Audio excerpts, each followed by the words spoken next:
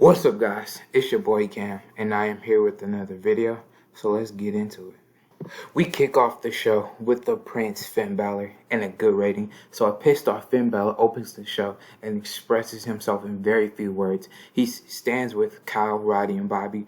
Finn says this. He says, "Bandito, you crossed the Prince, and now you suffer the consequences at TakeOver." Finn drops the mic and leaves. So Finn Balor, a man of very few words here tonight, he tells Bandito that I'm going to get you at TakeOver for costing me the match against Isaiah Swerve Scott last week for a chance to face Chad Gable at TakeOver. So Finn Balor has his issues with Bandito. It seems like it's going to be coming to a head at TakeOver. In a decent match, Cash Wheeler defeated Rick Boogs in 12-14 by pinfall with the full Nelson Slam. Cash Wheeler 66, Rick Boogs 36. So a match stemming from what happened last week when Cash threw water at Rick. So they have a match here tonight, and Cash Wheeler is the one that wins. 70. So Cash is beating Rick clean with no help, no shenanigans, no help from Dax Harwood. And Cash says that's why they're the best. FTR celebrate on the ramp while Green helps Rick. Green grabs the mic and says, "You might have beaten us this week, but at TakeOver we will show you that we belong in this division. We can have fun. We can do the whole air guitar thing with the fans, but we can wrestle as well. We'll show you at TakeOver." So even though I had a hard time, I knew that Rick was going to win against Cash, but I wanted to show the fans that the Guitar Heroes, they're not just all fun and games. They can wrestle when they want to wrestle. And I want to show them that they're not comedy geeks or comedy jokes, that they are people, and they're a team that should be taken seriously by FTR. And FTR called them jokes. And the Guitar Heroes are showing them that they're not jokes. And it shows here tonight when Rick gave Cash Wheeler a good match. So we'll see. In a decent match, Timothy Thatcher defeated Jeet Rama in 9-16 by pinfall at the London Bridge, falling down. Timothy 55, Jeet 46. 74. So Thatcher says Ciampa has crossed the line, and he will beat some respect and beat some sense into him at TakeOver. Ciampa stands on the ramp smiling. He says he wants Thatcher to bleed.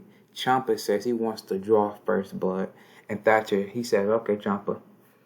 Ciampa says, Thatcher tells Ciampa that he better be careful for what he wished for, because one of them will walk away with the Crimson Mask, and it's not going to be him. So we just confirmed the first blood match between Tommaso Ciampa and Timothy Thatcher. You already know what Thatcher is going to do, and you already know what Ciampa is going to do. So I think this is going to be a very good match.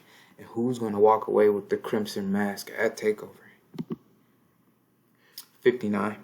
So Beth is down with Tony, and Tony says Kaylee Ray and her have a storied history. Tony says it's true that Kaylee Ray beat her in NXT UK. That was then. This is now. Kaylee Ray knew that Tony of then, but she doesn't know the Tony now. The Tony that beat Rhea Ripley, the Tony that gave Bianca Belair the hardest fight she ever had at TakeOver. Tony says she'll show Kaylee Ray how different she is at TakeOver. 55 got pretty good. So I'm about to have decent reactions from the crowd, but Soul Power Wrestling, MSK and the Hunters, and beat Shane Thorne, Desmond Troy, Rinku, and Survive Gurjar. Dev Richards submitted Rinku with the Kimura. 65 for Davis, 67 for Eddie, 54 for Zach, 55 for Dez. Shane Thorne 40, Desmond 36, Rinku 30, and Survive Gurjar 31, and Rinku was off his game.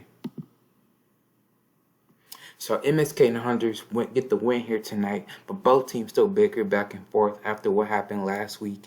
And MSK and the Hunters don't like each other. And the Hunters, they shove the shoulders of MSK, basically disregarding them, and they walk out the ring. So it looks like the Hunters don't have any respect. I won't say don't have any respect, but they don't like the antics of MSK, basically disrespecting them. So we'll see what happens. But the Hunters and MSK look like their rivalry is reaching to a boiling point. 66. Man, I thought it was going to be better. But Trish says the women's division is heating up, and she loves the competitive fire between all of the women. Trish says there are multiple women gunning for Bianca's title, and she has a way where all parties involved are happy. Trish says at TakeOver Stand and Deliver, Bianca will defend her belt against Shotzi, Mia Yim, Ivelisse, Deonna Purrazzo, and surprisingly, the mysterious Scarlett, an Elimination Chamber match. Trish says this is a history-making and groundbreaking moment. and she wishes all the competitors luck. So yes, we will have our first ever NXT Elimination Chamber match, and this is going to be for the women. So be a pretty historic moment for NXT. So Bianca is going to have to run the gauntlet against Mia Yim, Shotzi, Ivelisse, Deonna Purrazzo, and Scarlett. Don't like those odds in that match. Okay, and about they had decent reaction from the crowd, but subpar wrestling. Ooh. Allison K defeated Shazzy McKenzie in 9:30 by pinfall with the cutthroat. Allison K 56, Shazzy with the 40. The reason I said ooh is because Allison K sustained a ilio-lumbar ligament sprain. That doesn't sound too good, but one thing I've been noticing with TEW, the stuff that sounds the worst doesn't really end up being the worst, and the stuff that you don't think is going to be bad ends up taking wrestlers out for a couple months. So Allison K came out this match looking good, but we'll see if she can make it to TakeOver. She might not. Okay, 62, pretty good rating. So Thunder Rosa comes out and gets in the face of K, and Thunder says, "You wanted me, now you got me." Thunder drops the mic and leaves the ring. K is in the ring smiling because she got what she wanted. So Allison K went up to Thunder Rosa because Allison K needs to prove to herself that she still has it, and that what happened to Charlotte and what happened with Bianca is just this little slump that she's going through, and it's not something that's going to define her. So she gets in the face of Thunder Rosa, since Thunder Rosa beat Gail Kim and she beat Mercedes Martinez, and she did all these different things. And Allison K wants to face the rising prospect of the division because the best wants to face the best, and that's what Allison K wants to do. She wants to beat Thunder Rosa to prove to herself that she still is a viable contender in this division. And Thunder Rosa comes out and she says that if you wanted me, now you got me. So Thunder Rosa not mincing words with Allison K. 62. In a decent match, Chad Gable defeated Jake Atlas in 11:45 by pinfall the Grand Amplitude. Jake Atlas 34, Chad Gable, the NXT champion, 71. So pretty good rating from both men.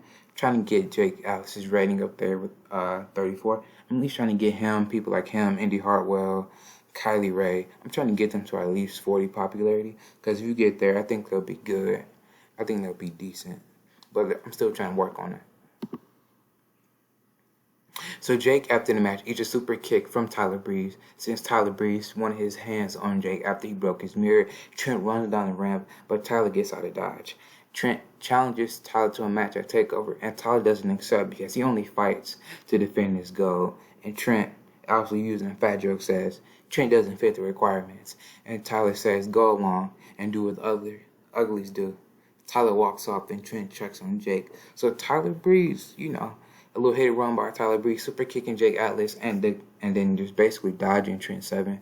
So what we're saying right here is that Tyler, he only wants to face people for the Cruiserweight title. And Trent, since there's a 205 weight limit, Trent doesn't meet the weight limit according to Tyler Breeze. And Tyler Breeze says, "Why would I have to fight you if I don't need to?" And Tyler has a point. He doesn't need to fight he doesn't need to fight Trent Seven. Trent was the one that challenged him. So we'll see what happens from that. But remember what Tyler said, Trent doesn't fit the weight requirements. We'll see what happens. But I think this new thing I'm going to implement for the Cruiserweight division is going to be pretty good. In a decent match, Jungle Kiona defeated Camille in 13:08 by pinfall with the spinning gut-wrench powerbomb. Jungle Kiona 55, Camille 51. Okay, so Kiona wins tonight against Camille. She points her blaster towards Candice LeRae, signaling that she wants her next. So Jungle Kiona get a little bit of revenge here tonight by beating Camille, and she says that she wants Candice LeRae next. 67, pretty good. So Swerve says that last week was the receipt of all his hard work. He says that he went from death-defying matches in Lucha Underground. Yes, we are mentioning other companies here. That's something I want to do. And some other companies don't do it, I know, for obvious reasons, but I think it builds the characters up better just to mention where they come from and mention all their past success. So he went from death-defying matches in Lucha Underground to now being able to fight for the NXT World Heavyweight Championship. We see the other side of Swerve in his rap career. Swerve says he didn't know if wrestling was for him a year ago because he was stuck in the middle doing nothing. And I was right, Swerve didn't really do nothing in the beginning of this series when I started a year ago. Now he knows that he is one of the best wrestlers in the world. He will make NXT TakeOver and deliver his house. He tells Chad Gable to watch out because Swerve is coming for the gold. Next week, both him and Chad Gable will go face to face. So no animosity or no, these two men don't have a hate for one another. It's just basically both men want to be the best, and there's nothing wrong with being that, and there's nothing wrong with having a feud with both men having ample respect for one another. 65, okay, pretty good. So in the bout that had good heat and decent wrestling, Balor Club defeated Chris Bay and Dexter Lumis in 1754, and Roderick Strong pinned Chris Bay with a double knee gutbuster. During the match, we also had Ricky Starks distract Dexter Lumis, gave Balor Club a win because I don't think they've been losing a lot, but I want to make them look strong. Roderick Strong 66, Kyle O'Reilly with a great 70, Dexter Lumis 53, and Chris Bay 54. Rick and Brian cost Chris Bay and Dexter Lumis the match. Cage throws Dexter over the barricade and into the crowd. Ricky grabs a chair and places it on the leg of Chris Bay, and Brian Cage then stomps on that chair. Chris Bay is screaming in pain. As doctors come to check on him, Ricky and Brian are happy with their work. So it looks like Ricky Starks and Brian Cage took out Chris Bay. We don't know for how long, but looks like Dexter might be all by himself. 70. Okay, so Kyle O'Reilly and Roderick Strong celebrate their win backstage when Johnny Gargano walks up to them, and Ronnie tells Johnny he steps any closer, he's going to get hurt. Johnny says he doesn't want any trouble. He just wants to speak to Kyle, and Kyle tells Roddy he got this. Johnny isn't a threat to me. And Johnny says, since you cost me the title match at TakeOver, let's say you and I go one-on-one. And Kyle accepts and says he will break Johnny's leg for kicking him in the face last week. So yes, Kyle O'Reilly versus Johnny Gargano is happening at TakeOver. To be honest, this wasn't the original plan. Even though Johnny came in feuding with Balor Club since he came to Thunder, to be honest, I had a 6-man tag in place. I said, that doesn't really do anything for me. But Johnny versus Kyle, I think, is a better alternative to what I originally had planned. So I really like that alternative. 78. Okay, pretty good, man. And about to have fantastic heat and great wrestling, Charlotte Flair defeated Riho in 1638 by submission with a figure 8 leg lock. I wanted a banger main event, and I know Charlotte Flair is one of the most popular women. She's the most popular in the country. I mean, not the country, in the company. And Riho, she's pretty good. You know, she's in Stardom. She has 60 pop. And this was a pretty good match. If I had a storyline, I'm pretty sure it'll creep into the 80s. But you're not going to hear me complain about a 78 rated match, especially on TV. 88. So Charlotte calls out Dakota Kai, and Dakota Kai comes out. Charlotte says this issue between them needs to end because she'll always be the best no matter who likes it. So Charlotte getting a little cocky there. And Dakota says that's Charlotte's problem. She thinks she's the best while Dakota knows she's the best. Dakota says Charlotte was a force in the division, until she came along. Dakota says that TakeOver, she'll humble Charlotte and make her realize that there are more women in this division that are worthy of a shot. And Charlotte says, whatever you tell yourself is what all the women said that came before you. At the end of the day, you'll kneel just like how they all did. Kai said that she would kick Charlotte's arrogance and cockiness off her shoulders at TakeOver, and both women closed the show having a stare down. So it looks like Charlotte Flair and Dakota Kai are not mincing words with each other. So like mince is the word of the day. But Charlotte Flair and Dakota Kai match at TakeOver is going to be pretty good. And tell me what you thought down below. Let's see what this show's rated. 79. Thank you. One of my better shows in recent memory. So tell me what you thought down below. And I thought that was a good show. We're building and inching our way towards NXT Stand and Deliver. Seems the views are reaching their boiling point. I'll give you an update on Allison K. So I'll see you when I see you. Have a blessed one. Peace.